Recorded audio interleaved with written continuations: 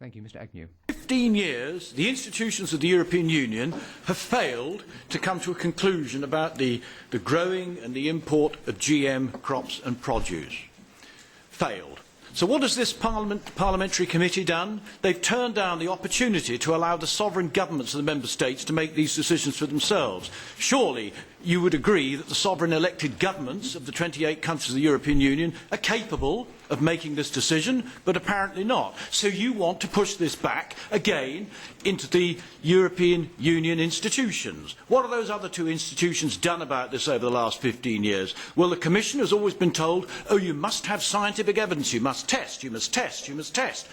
The Commissioner haven't been able to find a scientific test that says that GM crops or GM produce is more harmful than non-GM crops or non-GM produce. They haven't been able to do that, so what did the Commission do then? They sacked the scientific advisor who kept giving them the wrong answer. Really not very clever, but you want to push it back to that, do you? Is that what you want to do? Into that sort of fairyland? Of course, that's not the only institution. We've got the Council. What does the Council do? Those really responsible 28 ministers of agriculture who meet in all seriousness in agriculture, a lot of them just abstain. They walk away.